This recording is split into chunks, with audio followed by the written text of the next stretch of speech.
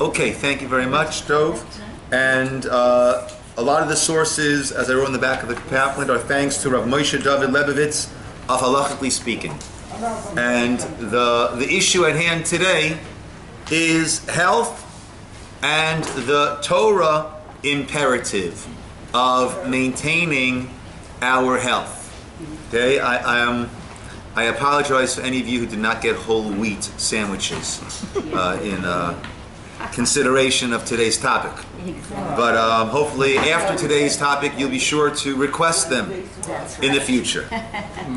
Okay, so we begin with the pasuk on the very first page, which is the fourth of the 5 psukim that I have copied there. And bold letters, V'nishmartem ma'od l'nafshoteichem. You should be very, very careful with your souls. With your souls, with your lives. In English, you shall watch yourselves very well. Now this pasuk is quoted most often in terms of the obligation to live a healthful life, not to put yourself into a place of sakana, of danger, and to take care of yourself. The reason why I quoted all 5 psukim is that you'll see from the context that it's really not talking about taking care of your physical body. This is Devarim, Perek Dalet, chapter 4. We're going to go psukim verses 12 through 16. And Hashem spoke to you mitoch ha'esh, in the midst of the fire. Kol dvarim atem shomim. You heard the sounds of His words. Utmuna einchem ro'im. But you did not see any picture, any form, any image. Only zulati kol, only a voice. When He gave you His covenant, Asher tzivaschem, they commanded you lasso to do aseret devrim, those 10 commandments. And they were then inscribed on these 2 tablets, stone tablets. And God commanded me, Moshe, saying, to teach you chukim umishpatim, the laws, the ordinances, to do them ba'aretz, to do them in the land that you're crossing over to possess. Be very, very careful. Ki lo re'item kol tmuna. You did not see any image on the day that God spoke to you, B'chorev, mitoch eish, in the midst of the fire. Pen tashchitum, what's the concern? Lest you will become corrupt. V'asitim lamchem pesel, and you might make an image. Tmunat kol semel tamnit zachar nekeva, representing any form or likeness, male or female. So be careful not to do what?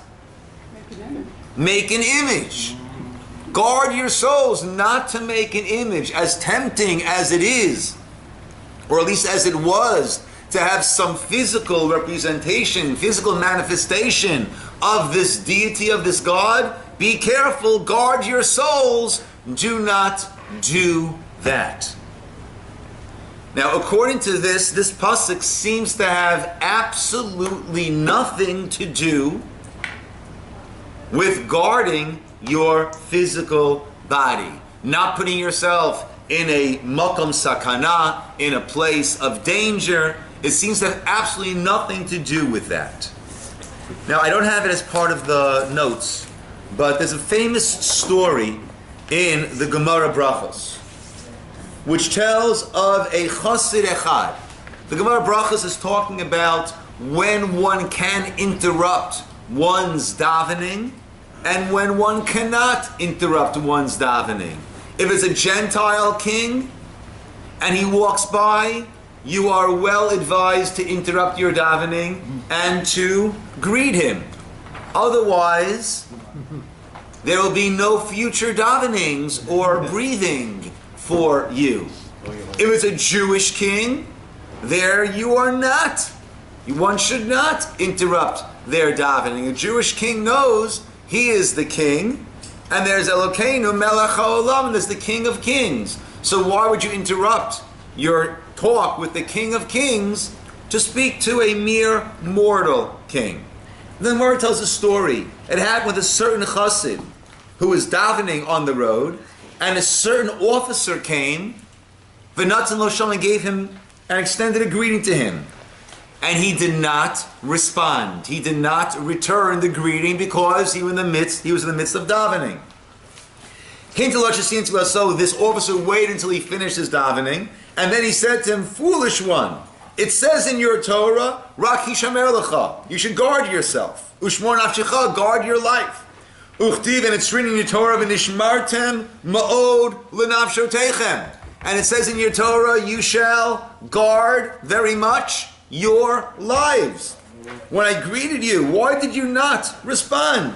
If I would cut off your head with my sword, who would demand your blood from me?" And this chassid responded, "Please wait, let me explain." And he said, "If you were standing before a king and your friend came and greeted you, would you respond to your friend's greeting?" And he said, "No."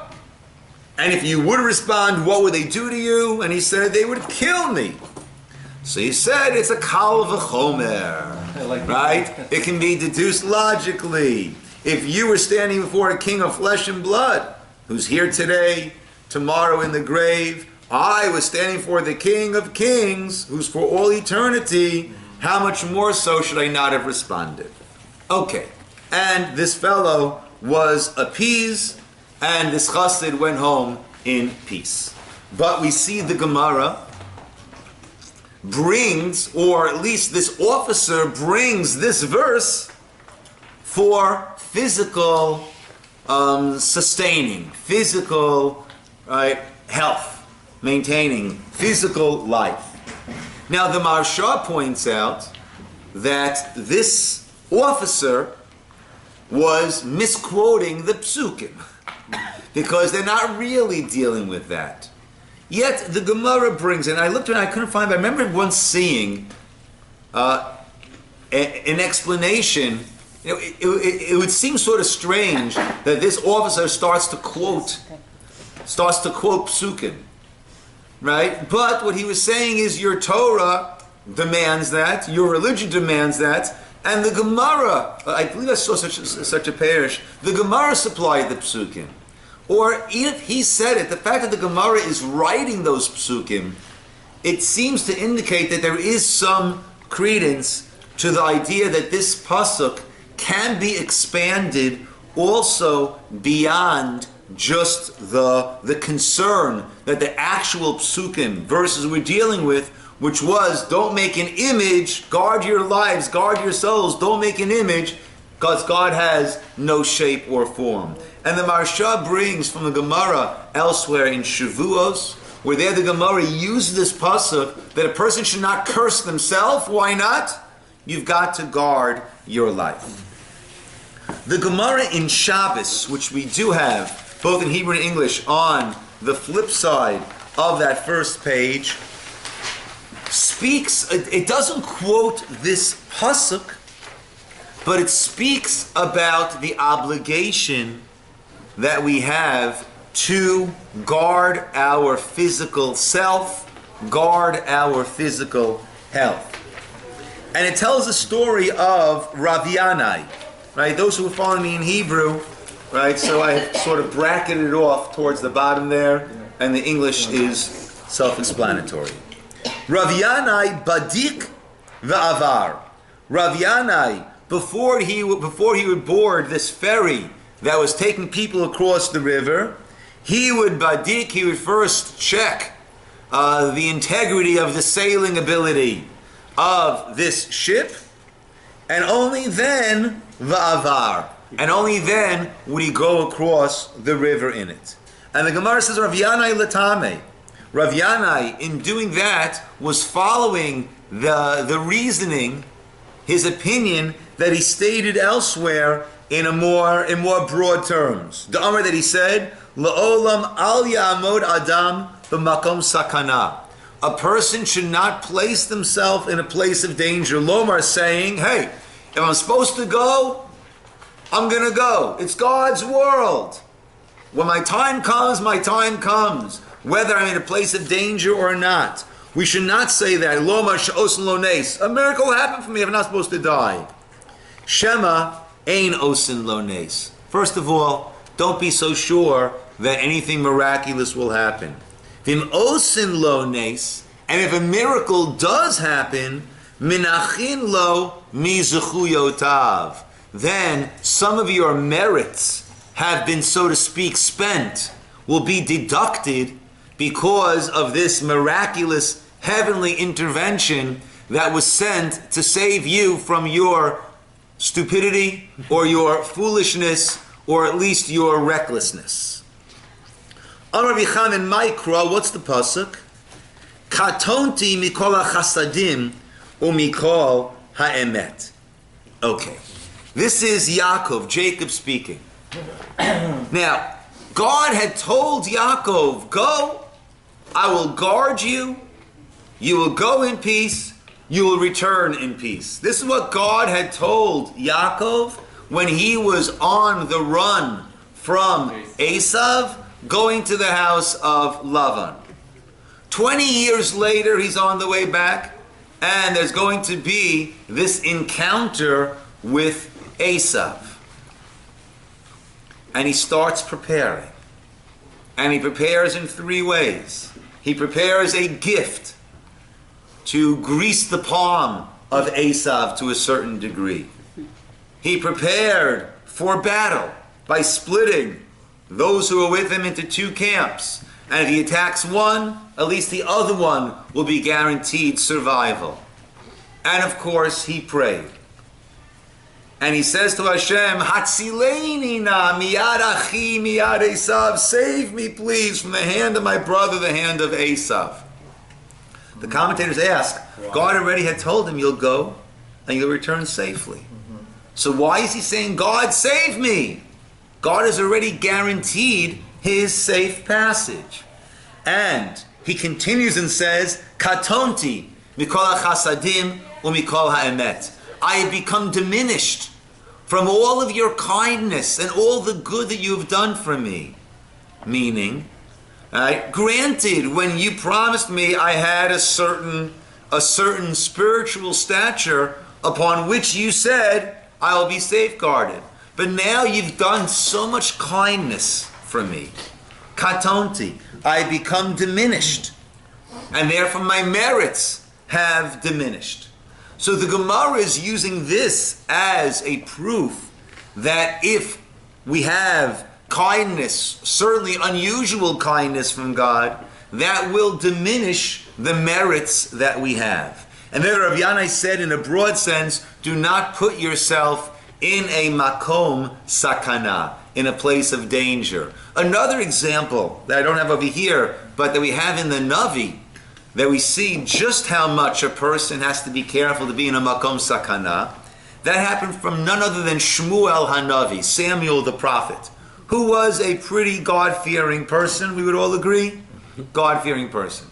And God tells him, go and anoint David. Go and anoint David. Shaul has not filled the bill. Go and anoint David. Shmuel says, one problem. I'm going to go and anoint David.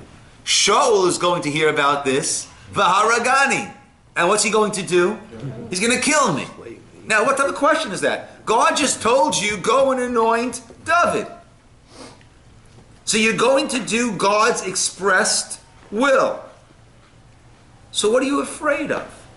The Gemara there learns out that you see that even shaluchei mitzvah, even those who are going to do mitzvot, and normally we have a rule, shluchei mitzvah einan nizokin, those who are going to do a mitzvah will not be harmed, not on the way there nor on the way back.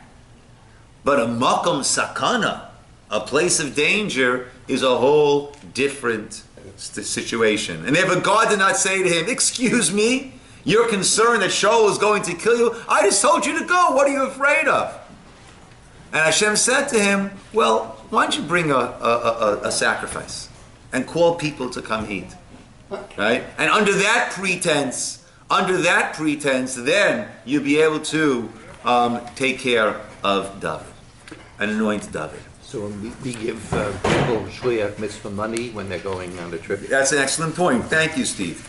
Right, from that we have the custom that when a person is traveling, certainly traveling overseas, we give them what's called shliach mitzvah money. We give them some money to put into a pushka to give to tzedakah when they get there, thereby making them a shliach mitzvah. They're going to do a mitzvah, and thereby you are showing them how you care about them and want them to travel safely, and also you are helping ensure their safe travel. Yes, Dov? If Hashem promises something, it doesn't change. We see from Yaakov Katonti that Maybe he shouldn't have felt that way. Maybe Hashem's promise is so. But we don't find. We definitely could propose that, though, but we don't find any censure for Yaakov for this. So it seems that it was correct. Linda. And we have Hashem saying, "Please go and do this." Mm-hmm. It doesn't say, "I promise you're going to be saved." Well, ushmarticha, I think the pasuk, and I will guard you. It does say that, Okay. right? But katonti. Okay. So, yes. So for the longer term sorts of things that are risky behaviors but are not that place of danger, like people who smoke or do high risk things like that are a little higher risk but aren't hugely, I don't think it's usher. Well, smoking is usher. Right? I would say smoking, starting to start smoking at this point, right? When we know that you are basically killing yourself and those around you, right? So to start smoking now would certainly, that is a case of sakana, and one should not, absolutely not put themselves into that. How about skydiving? Yeah, that's what I'm saying. Other behaviors or motorcycle riding. Okay, so I don't think that's considered a it might be more dangerous. Yeah, it's a longer term right? behavior. Flying planes, more people die crossing streets than they do flying planes. Now, more people cross streets than fly planes. I'm not sure exactly how to get the statistics, but it sounds good either way, right? But, right, if things are not considered to be dangerous activity, right, I don't know what the percentages of people who skydive who die. I would imagine it's pretty low, right? So those things, I think one will have to make their own call. I don't think that would be considered a clear sakana, putting yourself in a place of danger. Okay, now, so we've seen so far that the pasuk that is broadly used in its limited context, it's not talking about guarding your physical self. However, it is applied. We had the Gemara in Brachos, we had what the Marsha mentioned, the Gemara in Shavuos, and we have this Gemara in Shabbos, that this concept, whether it's Nishmartem or it's the general concept, we'll soon see some different ways of how one can derive the obligation to take care of oneself, if not from this pasuk. But most of a great source for taking care of the body is none other than the great Maimonides, who also happened to be a great doctor. Right? Maimonides, the Rambam wrote in his Yad HaChazaka, he codified the halachas of the Torah. There he also has Hilchot Deot, which are the laws of, translate pretty well, personal development. So I've taken a few smatterings. We have it both in Hebrew and in English. Halacha Aleph. Since having a healthy and sound body is midarche Hashem, is the ways of God, right? And again, we'll see later more inside, but simply, if someone gives you a gift, and you abuse that gift, that shows a lack of appreciation of the gift and of the gifter. Right? If you treat it in a reckless way. So certainly the body that God has given us as our vehicle for the duration of our earthly life It is midarchei Hashem that keep the body healthy and complete. One cannot understand or know anything about this Creator, the knowledge of the Creator, the knowledge of the Torah, if he is sick.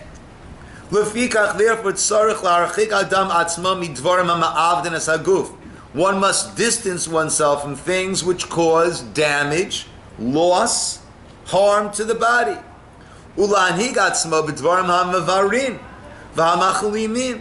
And one should become accustomed to those things which are helpful, and make us heal and strong.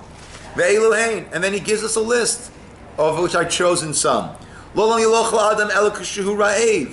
Don't eat unless you are hungry. A novel concept. What does hunger have to do with eating? Don't drink unless you're thirsty. If your body needs to eliminate waste, don't keep that inside your body. There's a reason your body wants to expel it. It doesn't need it. And the longer it sits, it doesn't do all that much good. If one needs to use the facilities, one should take care of those needs right away. Halacha Bet, we move down the page a little bit.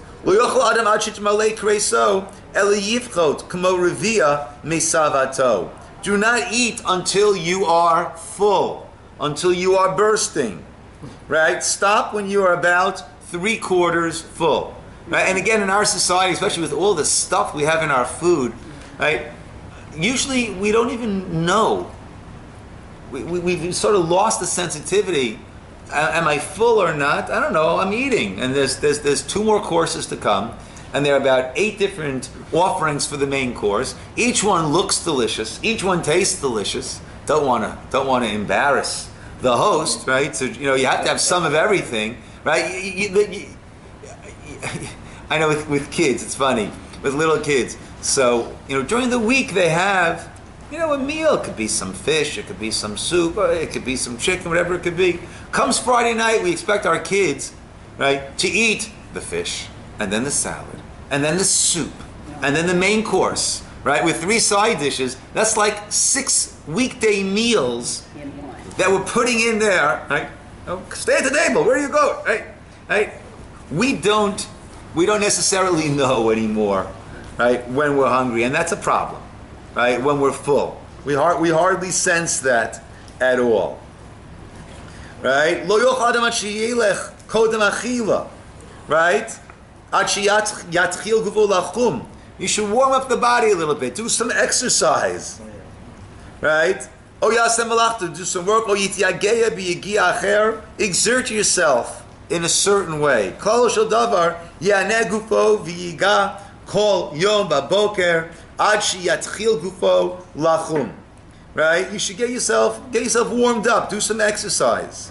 V'yishkomat, then wait a little bit. Ad sheyatchil until you're settled. V'ochel, and then eat.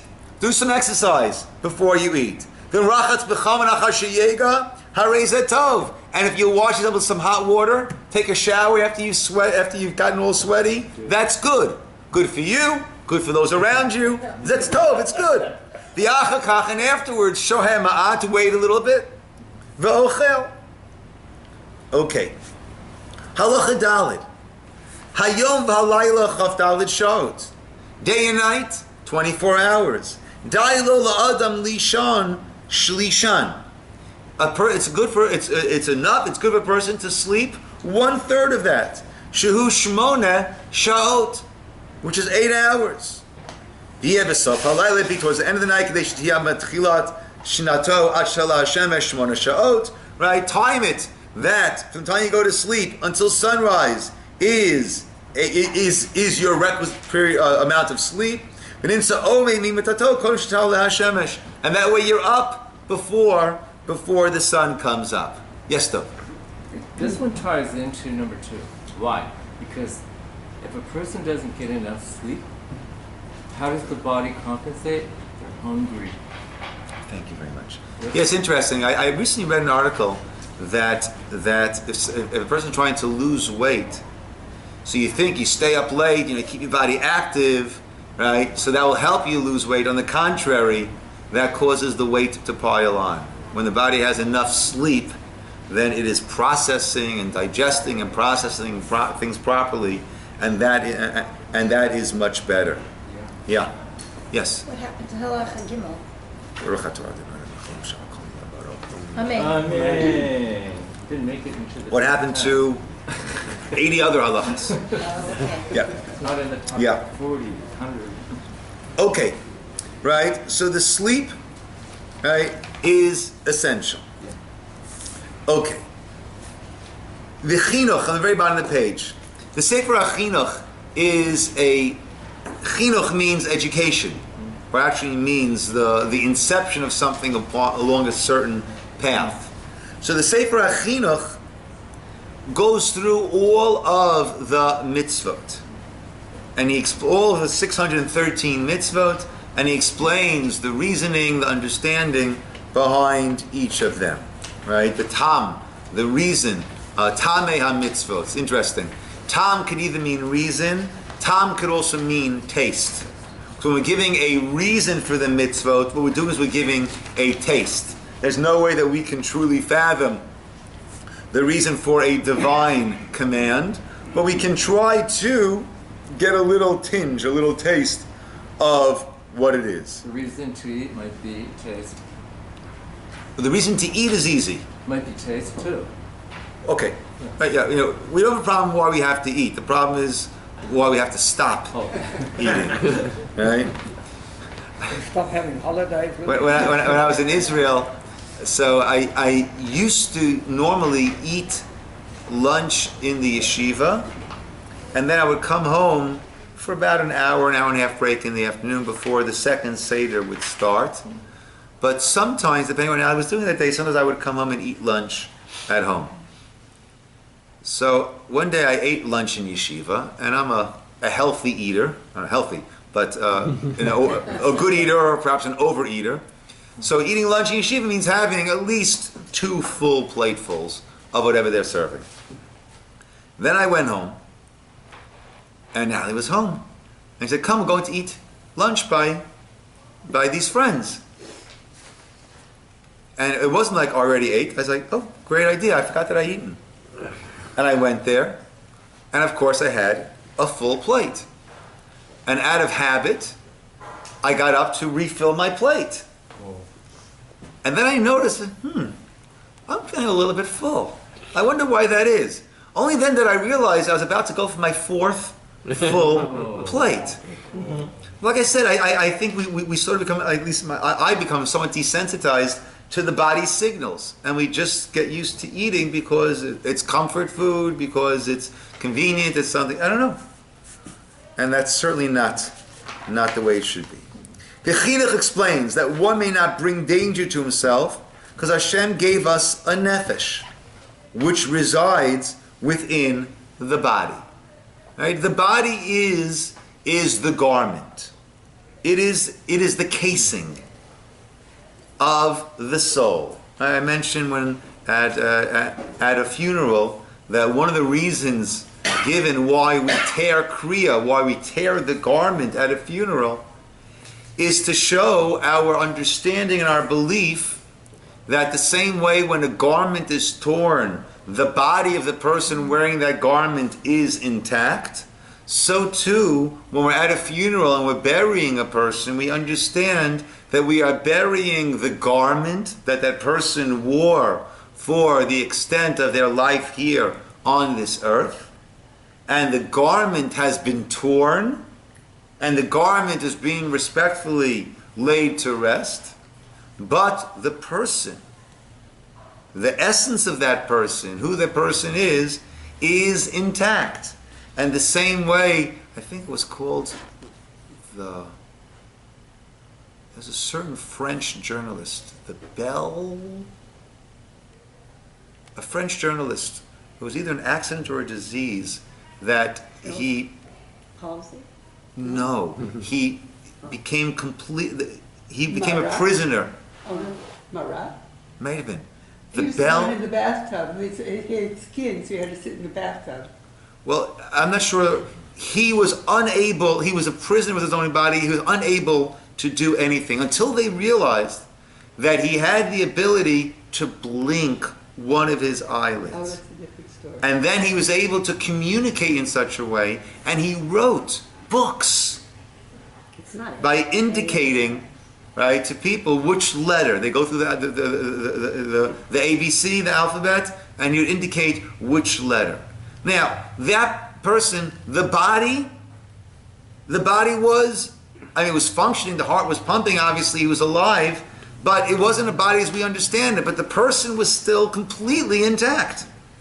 The person who he is, his thoughts, his feelings, his intelligence, fully intact. And that's our view of death. The body is torn, the garment is torn, the person moves on to the next stage. So it's not like, oh, the soul's going to go. No, that's who we are. That's who we identify with. That's what we're all about. So therefore, if this body is given as the casing for this soul, for ourselves, then we have to do whatever we can. We cannot bring danger upon ourselves, because God gave us a nefesh, a soul which resides within the body. To protect your nefesh, you're obligated to protect your body. Rabbi. Yes? Yeah, I've witnessed, I don't want to name any names, drinking to excess and people becoming out of control in a religious environment. I mean, Say it again, I'm how is- sorry? No, people drinking to excess that they become out of control. I mean, how is that justified in light of what we're learning today? I mean, it's just... I'm not sure. You know, It's not justified. the Gemara, I personally don't justify it. Yeah. The Gemara speaks about the importance of wine, right? But within reason, right? How that helps to open the mind. I'm a grape juice person. When I go on the wild side, I go for carbonated grape juice. I really want to go overboard. Yeah, but it's hard to find a justification for that. Charles. On the understanding that one has to protect the body, when a person reaches the stage that the body is so filled with pain that it seems that life has no more meaning for that person, what is the position regarding euthanasia? Okay. Oh, I was going to ask Okay. a simple question. Okay. So that made it easier. Okay. We are not the... Someone's posed a question to me. If you'll do a mercy killing for a horse, why won't you do a mercy killing for a human being? And my understanding is a horse... I know, horse is a horse, of course, right? A horse is basically a horse. That's what it is. It is a physical being without any neshama, any soul that is... It's not a combination of two beings, one housing the other. Behema, the Maharal says, Behema, animal, is bet, hey, mem, hey. Ba, ma. What's there is what's there. What you see is what you get. That's what it is. So there it's an act of kindness to take it out of its misery. Over here we're talking about a housing for a soul.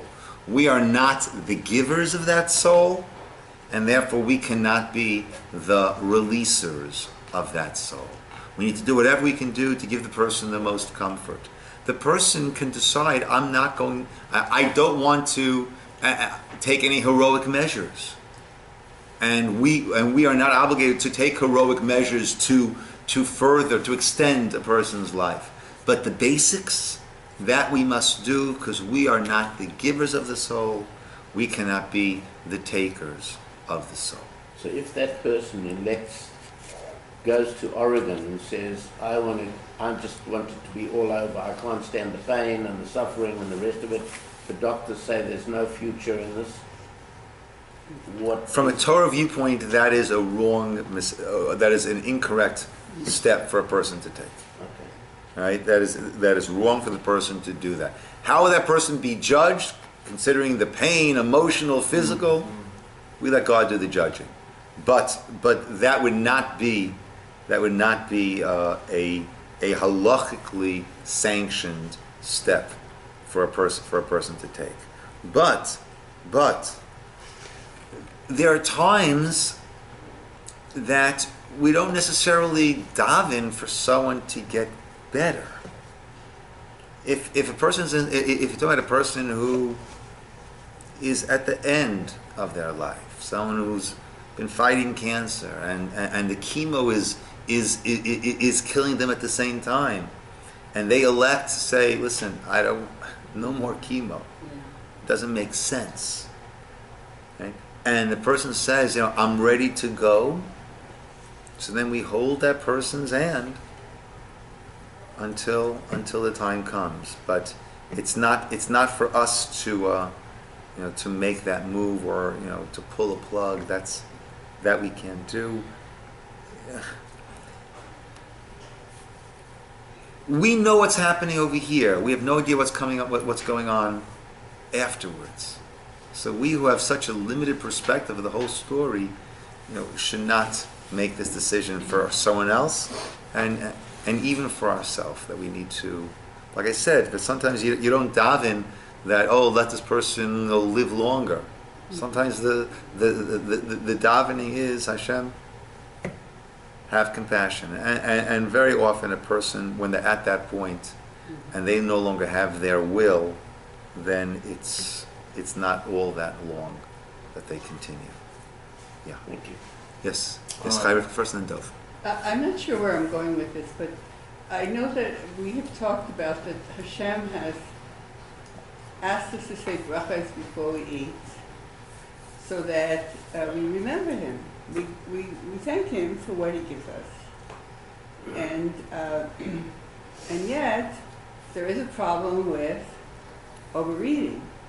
There's some disconnect somehow with brachas and actually, overeating. I have a halacha over here, an interesting halacha that we'll end off with today. Okay, the Ber Hagola says Hashem created the world with kindness for the purpose of doing good to His creations.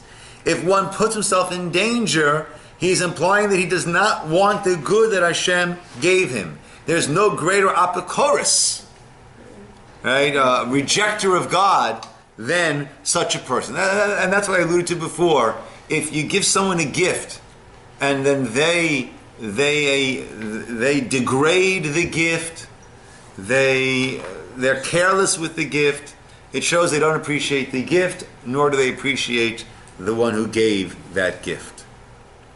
Right? The Medrash V'Ikar Rabbah says that sickness and death are 99% negligence and 1% from Shamayim.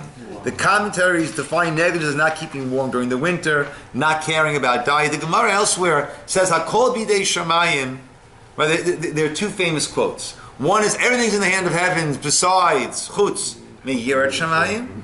The other, besides the fear of heaven, one's spiritual stature, that is your responsibility. The other one is Hakol bidei Shamayim, chutz mitzinim v'pachim. Everything's in the hands of heaven besides colds, flus, meaning you have to take care of yourself. You can't say, well, if I'm supposed to get sick, I'll get sick. If not, I won't. Right? And then not take care of the body. Once again, the Rambam on exercise, halacha 14. Vod klal acher amru b'briyas. So another rule has been said when it comes to bodily health. Kol zman sh'adam mit'amel v'yaga harbe ve'eno savei ume'av rafin ein choli bo alav kocha mitchazek.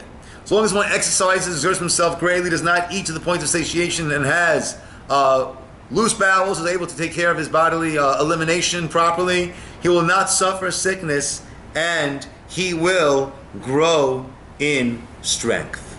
In regard to what you had said, Chai Rivka, the halacha from the Pri Megadim, one is not allowed to eat like an animal and fill his stomach, and one may not recite an Al HaMichya after such eating. Yeah. So Chai Rivka brought up the idea of blessings.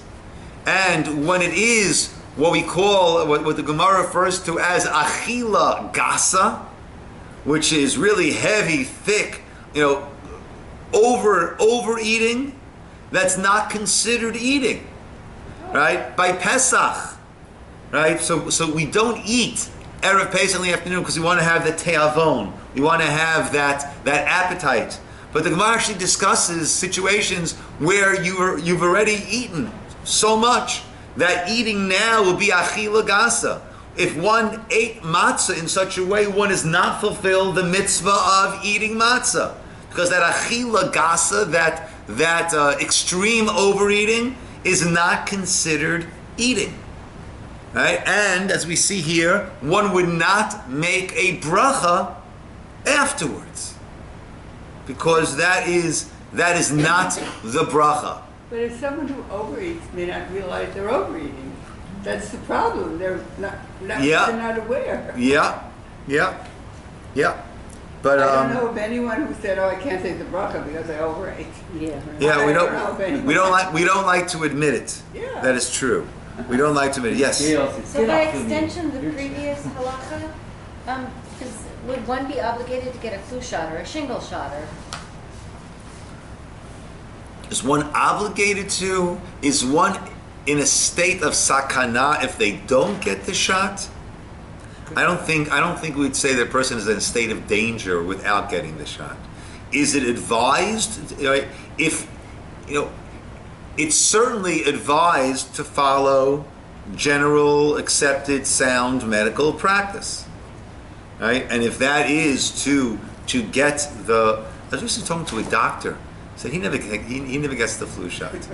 I don't know, right? But if that is right, if that is the general practice, then certainly that would be advised, right? Is it an absolute obligation? I don't know if it's an absolute obligation because we're not talking about sakana over here, right? But certainly we see clearly that the obligation, right? That one, according to the Torah, we have to appreciate this gift that we have, utilize this gift, and take care of this gift as best as we can, and that way we could hope to enjoy the benefits of this gift for as long as we can.